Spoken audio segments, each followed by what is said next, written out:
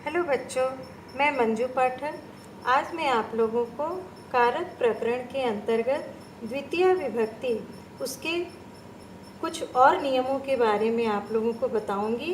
पिछले वीडियो में मैंने आप लोगों को 6 नियमों के बारे में बता दिया है। तो चलिए 7वें से शुरू करते हैं।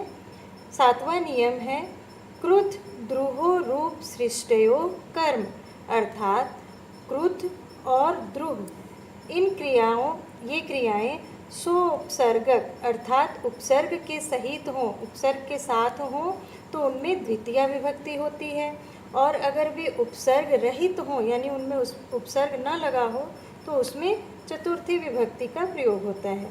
जैसे प्रभु भृत्यम अभिक्रुध्यति व अभिद्रुह्यति, अर्थात यहाँ पे क्रुद्ध धातु में अभी उपसर्ग लगा हुआ है, यहाँ भी अभी उपसर्ग लगा हुआ है, तो भृत्यम में द्वितीय विभक्ति लगी हुई है। इसके अगले उदाहरण में देखिए, प्रभु भृत्याय क्रुध्यति व द्रुह्यति, अर्थात यहाँ पे उपसर्ग नहीं लगा हुआ है, उपसर्ग रहित ये धातु है, तो भृत्याय में चतुर्थी विभक्ति लगी हुई है। उपसर्ग रहित होने पर यहाँ चतुर्थी विभक्ति लगी हुई है।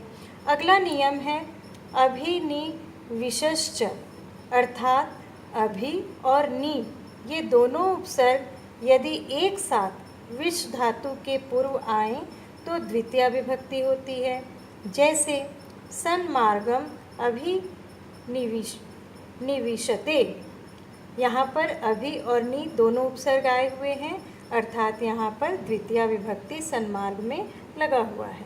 अगला नियम है कर्म प्रवचनीय योगे द्वितीय, अर्थात जिन उपसर्गों का उपयोग या प्रयोग उपपद के समान होता है उन्हें कर्म प्रवचनीय कहते हैं। वे क्रियापदों में नहीं मिले रहते हैं, वे अव्यय होते हैं।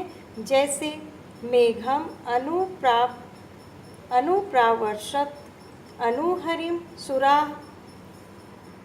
यहाँ पर ये अनु ये सब जो है अलग से यहाँ पर अव्यय के तौर पे यहाँ पे प्रयोग हुआ है, इसलिए यहाँ पे मेघम में हरिम में द्वितीय विभक्ति का प्रयोग हुआ है।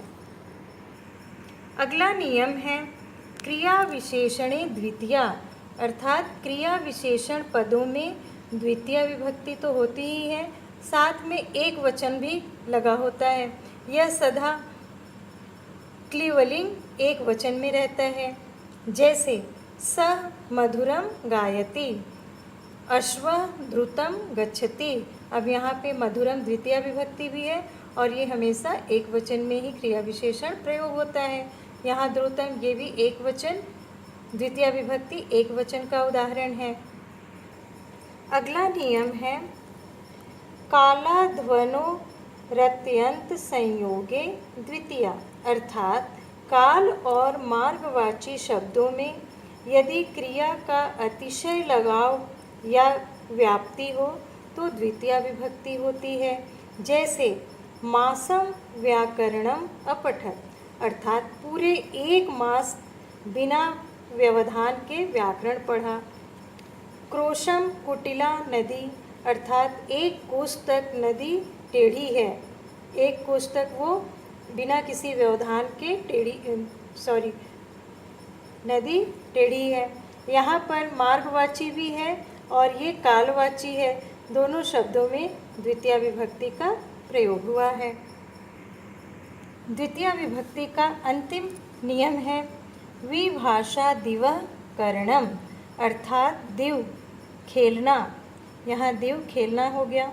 अर्थ इसका क्रिया के योग में द्वितीय विभक्ति विकल्प से होती है और विकल्प से करण कारक लगता है। जैसे सह अक्षान या अक्षय दिव्यति, अर्थात वह पासों से खेलता है, अर्थात यहाँ पर विकल्प से द्वितीय विभक्ति भी लग सकती है और यहाँ तृतीय विभक्ति करण कारक भी लग सकता है। इस तरह से द्वितीय विभक्ति के कुछ विशेष नियम संपन्न हुए। धन्यवाद।